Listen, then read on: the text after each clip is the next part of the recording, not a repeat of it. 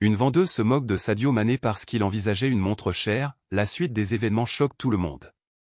C'était un après-midi radieux lorsque Sadio Mané entra dans une boutique de montres de luxe exclusive.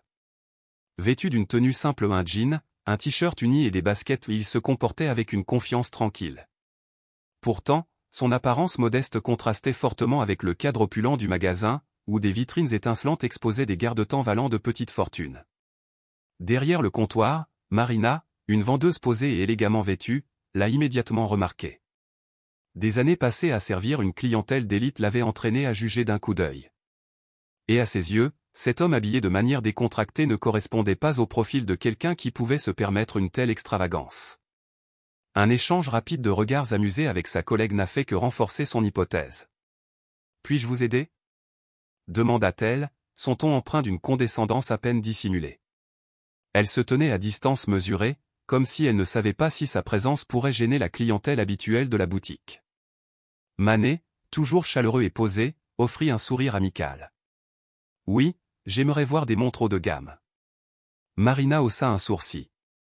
Son accent, combiné à sa tenue modeste, lui fit réprimer un sourire narquois. Elle décida de lui faire plaisir, convaincue qu'il ne faisait que du lèche-vitrine.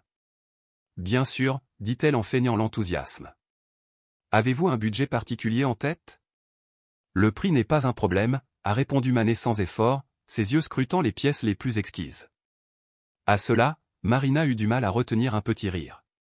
Elle se pencha vers sa collègue et murmura quelque chose, provoquant en retour un sourire amusé.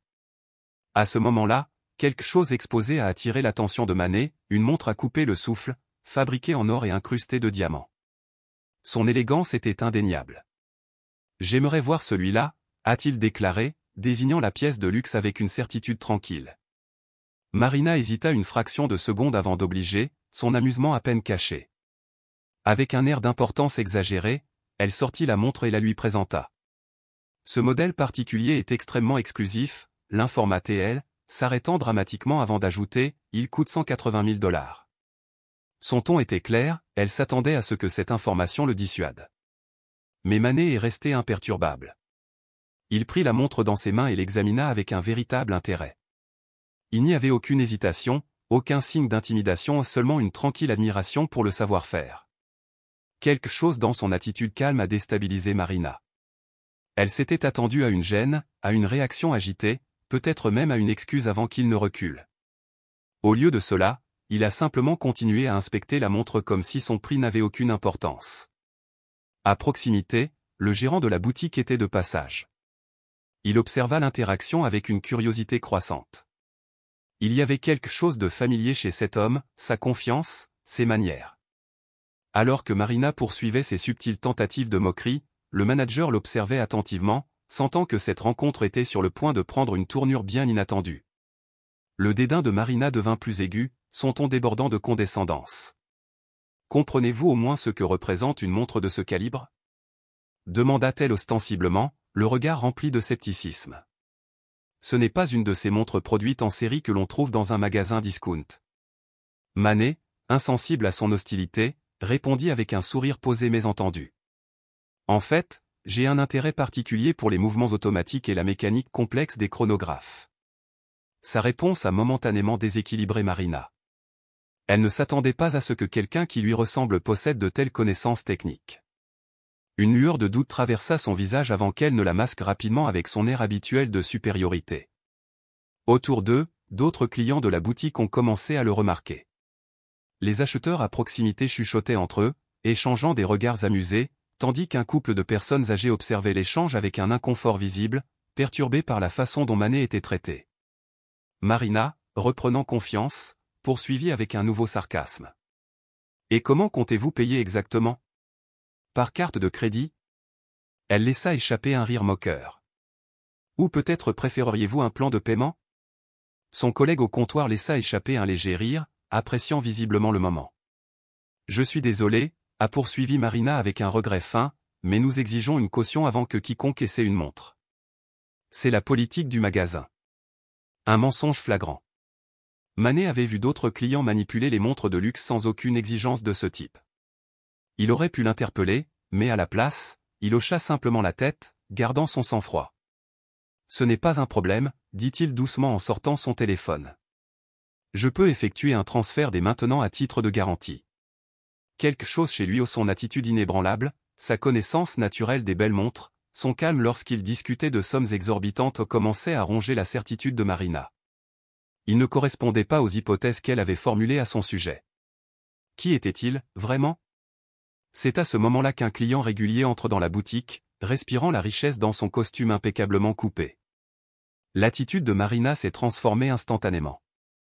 Un sourire éclatant s'afficha sur son visage alors qu'elle se dépêchait de le saluer, oubliant presque la présence de Manet. Mais quelqu'un d'autre dans le magasin observait la situation se dérouler avec un intérêt croissant. Une femme à la fois élégante et mystérieuse s'avança, l'expression intriguée. Elle sentait qu'il y avait plus chez cet homme que ce que Marina avait imaginé, et elle était sur le point de découvrir exactement quoi. La tension dans la boutique s'est intensifiée lorsque Marina, enhardie par la présence de sa clientèle la plus désirable, a décidé d'exprimer clairement sa position. « Écoutez, monsieur », annonça-t-elle en élevant la voix pour que tout le monde puisse l'entendre, « je pense que nous pouvons tous les deux être d'accord sur le fait que ce magasin n'est pas le bon endroit pour vous. Je vous suggère de chercher ailleurs, peut-être dans un endroit plus adapté à votre budget. » Un lourd silence s'abattit sur la boutique. Les clients qui admiraient les montres il y a quelques instants tournaient désormais toute leur attention vers la confrontation qui se déroulait. L'air était chargé d'inconfort, de curiosité et d'anticipation. Pourtant, au milieu de tout cela, Manet restait immobile, son expression calme mais inflexible. « Est-ce que vous suggérez que je parte » demanda-t-il d'une voix ferme, un contraste saisissant avec l'hostilité à peine voilée de Marina. Les mots flottaient dans l'air, pesant plus que quiconque dans la pièce ne l'aurait imaginé. « Exactement, » dit-elle en croisant les bras. « Nous perdons un temps précieux, un temps qui pourrait être consacré à aider des clients qui peuvent réellement se permettre nos produits. » Le gérant, qui observait la situation de loin, commença à se diriger vers le comptoir. Son expression changea subtilement, une lueur de reconnaissance traversant son visage alors qu'il regardait Manet. Marina, toujours souriante, continua sur un ton moqueur. « Cette montre coûte plus cher que toute votre garde-robe. Pourquoi ne pas vous épargner cet embarras ?» À ce moment-là, un employé junior se pencha discrètement pour murmurer quelque chose au manager. Quoi qu'il en soit, ses yeux s'écarquillèrent avec un mélange de choc et d'inquiétude. Manet, insensible à l'hostilité, a de nouveau sorti son téléphone. Sa voix restait calme, inébranlable. « Peut-être devrions-nous consulter mon conseiller financier à ce sujet. » Marina laissa échapper un petit rire moqueur. « Un conseiller financier ? Oh, s'il vous plaît. Ne traînons pas ça plus longtemps. » Avant qu'elle puisse dire quoi que ce soit d'autre, le directeur intervint finalement, la voix hésitante. « Marina, je pense que tu devrais. » Mais il n'a jamais pu terminer. Les portes de la boutique s'ouvrirent et deux individus impeccablement habillés entrèrent. Leurs costumes soignés et leur attitude confiante ont immédiatement retenu l'attention. Sans hésitation, l'un d'eux s'est approché de Manet avec un signe de tête respectueux et un salut chaleureux, en l'adressant par son nom. Le sourire narquois de Marina s'effaça. Elle regarda dans un silence stupéfait ces nouveaux venus, des personnalités clairement en vue dans le monde des affaires et de la finance, traiter l'homme qu'elle venait de rabaisser avec rien d'autre que déférence et admiration. Une vague de murmures se répandit parmi les autres clients alors que la prise de conscience s'installait.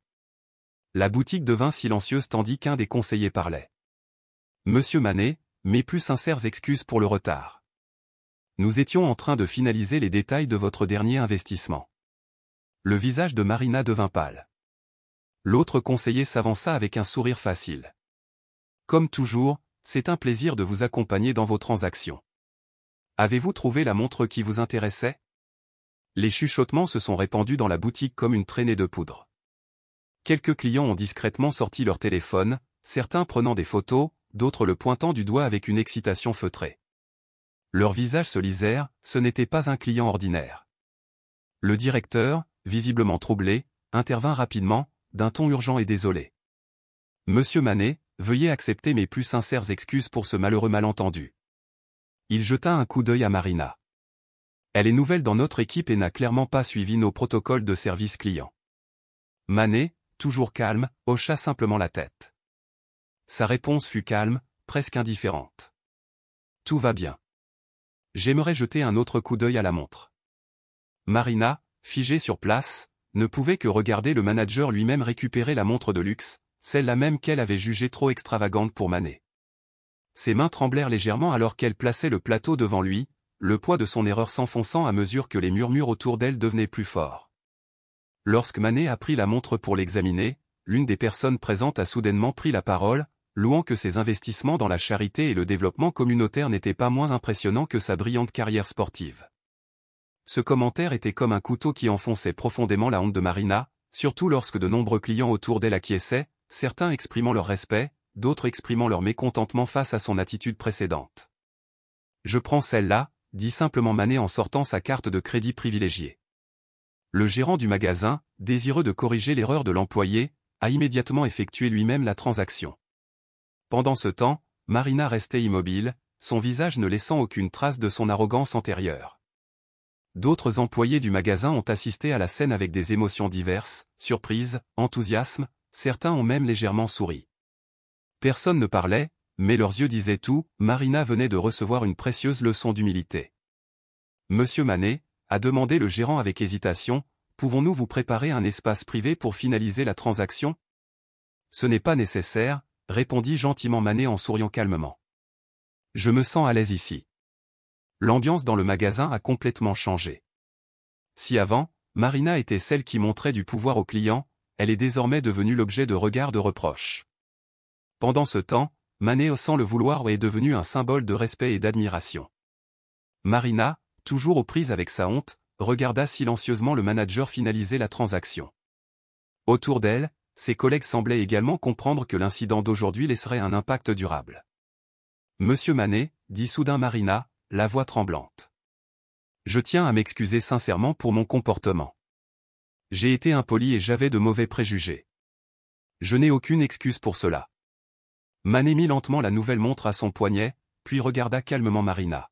« Sais-tu pourquoi je suis habillé comme ça aujourd'hui » demanda-t-il d'une voix douce mais significative. « Parce que la valeur d'une personne ne réside pas dans les vêtements qu'elle porte ou dans son apparence. Je pensais qu'un magasin de luxe comme celui-ci comprendrait cela. » Le gérant semblait confus, tandis que certains clients des environs continuaient d'observer l'incident, acquiesçant de la tête aux propos de Manet. Une femme plus âgée se dirigea vers Marina, posa doucement sa main sur son épaule et dit doucement. « Fille, c'est une leçon précieuse. Ne juge jamais les autres uniquement sur leur apparence. » Marina sentit une boule dans sa gorge et des larmes coulèrent silencieusement. Elle hocha la tête, la voix presque étouffée, « J'ai vraiment beaucoup appris. Je promets qu'à partir de maintenant, je ne traiterai plus jamais les clients avec préjugés. » Manet sourit légèrement, son air à la fois tolérant et compréhensif. « C'est la bonne attitude. Je ne souhaite pas que vous soyez renvoyé ou humilié. J'espère juste qu'à partir de maintenant, vous vous souviendrez que tout le monde mérite le respect, peu importe son apparence ou son origine. » Le gérant, quelque peu soulagé par la mansuétude de Manet, prend rapidement la parole, « Nous allons mettre en place un nouveau programme de formation sur le service client et la diversité. L'incident d'aujourd'hui nous a montré ce que nous devons améliorer. » Avant de partir, Manet s'est arrêté à côté de Marina, le regard sincère. « Je crois que vos excuses sont sincères. Parfois, les leçons les plus précieuses viennent de nos propres erreurs. J'espère vous revoir la prochaine fois que je reviendrai au magasin. » Dans les jours qui suivent, l'histoire de Manet se répand rapidement au sein du magasin. Même si elle n'a pas perdu son emploi, Marina a complètement changé sa façon de traiter les clients. Elle est devenue plus réfléchie, humble et à l'écoute. Mais l'impact de cet événement ne s'arrête pas là. Le personnel du magasin était tous d'accord sur le fait que Manet, un joueur de football, faisait preuve d'une véritable classe, non pas avec l'argent ou la gloire, mais avec une attitude et un comportement noble. La montre à son poignet n'est plus seulement un accessoire de luxe, mais aussi un symbole d'enseignement sur la dignité, le respect et le traitement équitable de chacun. À partir de ce moment-là, le magasin est devenu célèbre non seulement pour ses articles coûteux, mais aussi pour son attitude de service équitable, où la vraie valeur ne réside pas dans la carte de crédit du client, mais dans la façon dont il est traité comme des êtres humains dignes de respect.